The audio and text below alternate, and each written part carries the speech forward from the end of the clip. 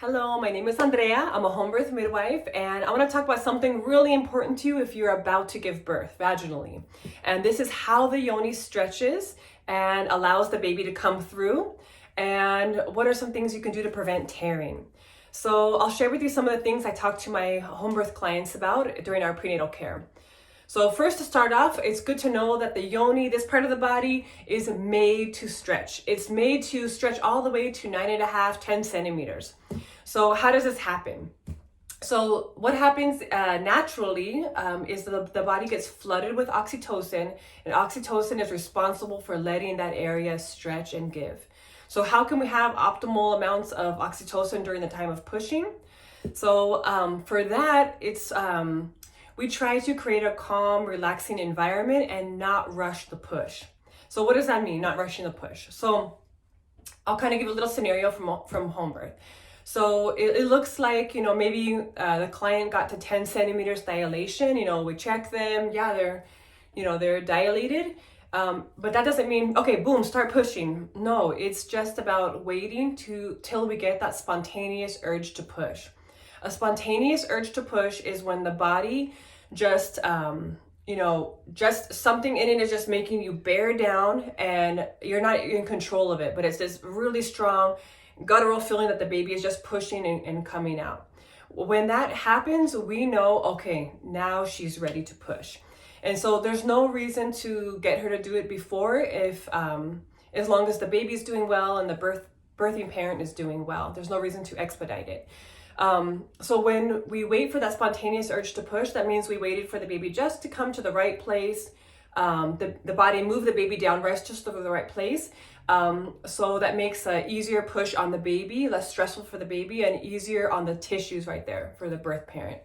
So, not rushing the push. We don't count and, there's not people yelling, push, push, push. No, we're just helping the birth person kind of get in control of her own push. We let her know prenatally that, the body, normally just has a little bit of the head showing, and then it kind of goes back in, and then a little bit more comes out. And that's actually natural and good and normal because it gives the tissue of the yoni time to expand. So sometimes babies do just come flying through, and sometimes they don't tear the birth person, sometimes they do. But something we can do at home is just to help slow it down.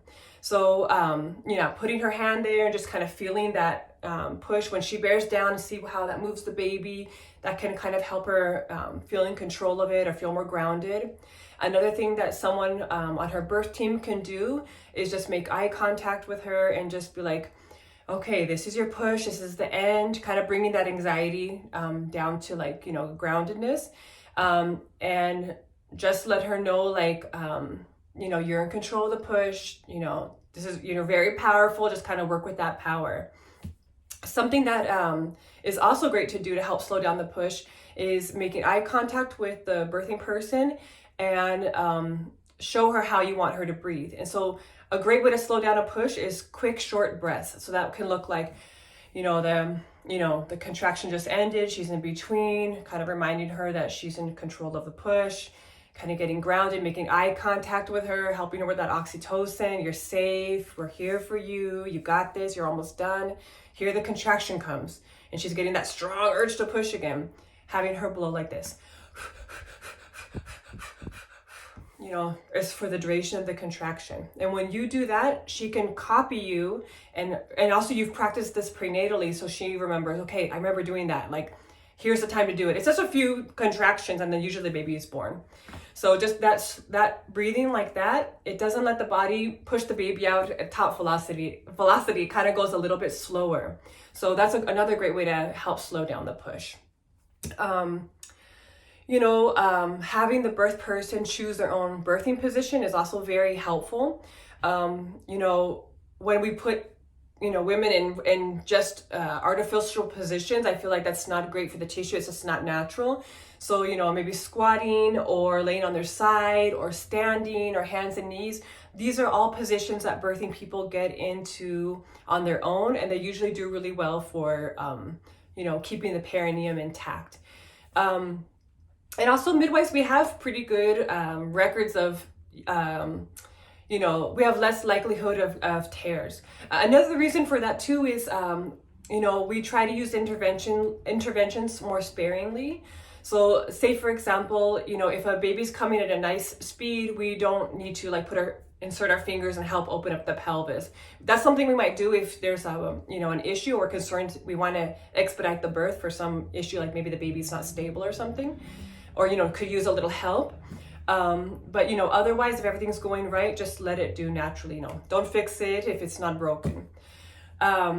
Yeah, so, you know, all of the maneuvers with the hands can cause tearing, so trying to do them least possible. Another thing is, you know, eating really well prenatally. You know, your tissue is made up of the things that you eat and how you nourish your body. So eating really well, having a good diet, you know, trying to prevent yeast infections during the time of the birth. Sometimes people have, you know, chronic yeast infections or something, maybe they didn't know that itchiness what it was, or the discharge, I wasn't sure what it was about, but that can compromise the perineal tissue and lead to more tearing. So it's really good that if you're entering your due window, just to handle that yeast infection. Some people use monostat or garlic, or, you know, there's different ways to handle it naturally, but you might want to get a little bit more aggressive if you're entering your birth when you kind of want to wrap it up for sure. Let's see, what else can I say about tearing? You know, sometimes when we've had transfers to the hospital, I've noticed that some of the hospital staff will use mineral oil. They'll kind of make a gap, you know, if the baby's head is here, they'll make a little gap and pour oil in there. And for me, that doesn't resonate with me as a good idea, because the body in labor, the vaginal tract makes an amazing, wonderful secretion.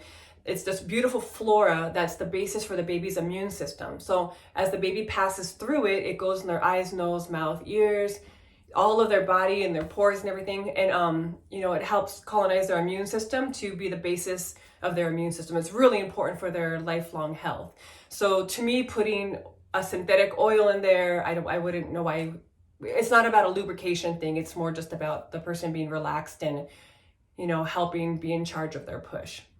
So yeah, I hope some of these tips are helpful. If you're planning to help someone, you know, have their natural birth, and you're going to be a support person, you know, remembering helping them feel grounded at the push, trying to bring down the energy, bring down your own energy.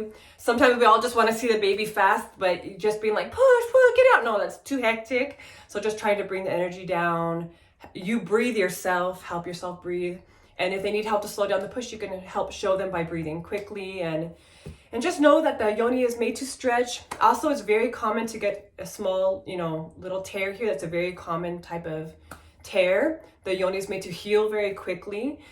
Usually doesn't need a suture. Yeah, and also sometimes we have big tears, and it's just, it's not so common in home birth, but it does happen. And sometimes it just happens, and it's really great when someone has skills, you know, when a midwife is trained to do sutures well, and it can be handled at home and then treated with sitz baths in the postpartum time.